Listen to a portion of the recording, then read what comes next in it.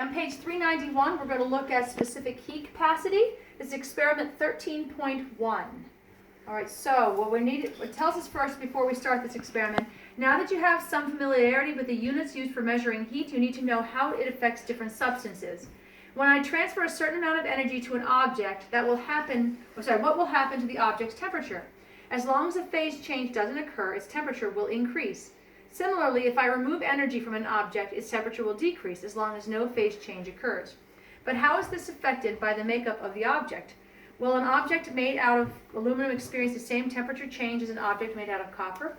To get an idea about how to answer that question, perform the following experiment. So it's experiment 13.1, specific heat capacity. We need a funnel, two identical balloons. I already went through the step of the funnel. We'll explain that in a moment. A candle that can stand on its own or in a holder. Something to light the candle, water, a sink, and safety goggles, which I'm not using. Okay, so instructions say to blow up one of the balloons and tie it off so it stays inflated. I did that with the orange balloon, so it's just an inflated balloon. Then use the funnel to put water in the other balloon, fill it with enough water so the balloon stretches out just a bit but can still be inflated with air. Blow into the balloon so it inflates. This is already done. Once the balloon is roughly as big as the other one, tie it off so it stays inflated. Now you have two inflated balloons of roughly the same size. They're roughly the same size, a little bit smaller. One that has only air in it and one that has some water but mostly air in it. Put the candle in the sink and light it. Okay, so we're going to do that next.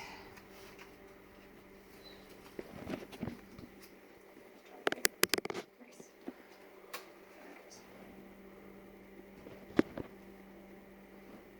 Okay, so I've lit the candle now. I'm trying not to burn my book.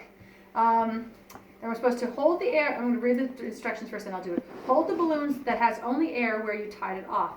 Hold it high above the candle with its top pointing straight down towards the flame as shown in the photo above. Slowly lower the balloon so it gets closer and closer to the flame.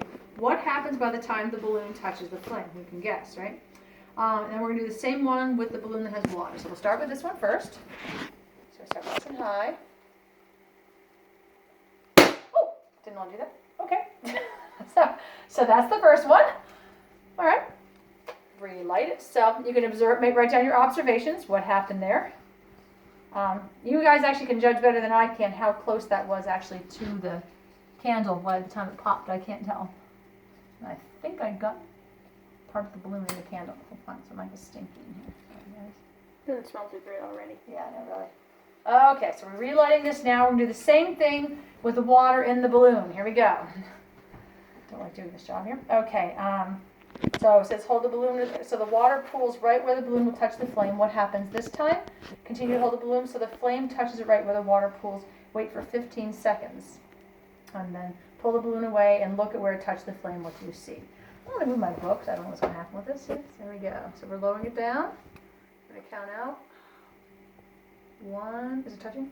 2, 3, 4, 5, 6, 7, 8, 9, 10, 11, 12, 13, 14, 15. Okay, good. So you can see obviously what happened there. All right, so to get a close up on that there, not just running. So pull the balloon away and look at where it touched the flame. What do you see? Obviously, you see a lot of black there. I think we need to add a second dye and make it look like Kirby. It does look like Kirby, doesn't it? That'd be so cute. Hang on. You can turn this off. I don't want to do this thing. Oh! It's not a good idea. Kill Kirby! I killed Kirby! I killed Kirby. Sorry, guys. Okay. I have that recorded now. What's that? That's been recorded now. Nice. Okay. The result of the first part of the experiment shouldn't have surprised you. When the balloon touched or got really close to the candle flame, it popped.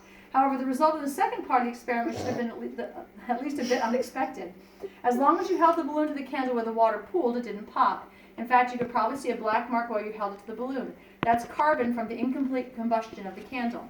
Obviously, then, the flame of the candle was in direct contact with the balloon. Nevertheless, it didn't pop. Why? The balloon popped in the first part of the experiment because energy was transferred from the hot candle to the cooler balloon. That transferred energy, or heat, caused the latex of the balloon to expand, and eventually expanded so much that it opened a hole through which the air inside the balloon could rush out. That's when the balloon popped. In the second experiment, the candle couldn't heat the latex of the balloon enough to open a hole.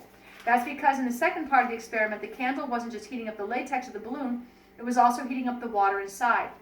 Latex is easier to heat up than water, so while energy from the candle was able to heat up the latex enough to cause the balloon to pop, it wasn't able to heat up the latex and water enough to pop the balloon. Now there's more to the story than that, so I will discuss this experiment again in the next section of this chapter. For right now, just understand that one of the reasons the experiment worked the way it did is because latex is easier to heat up than water. Alright, so that's the end of that experiment.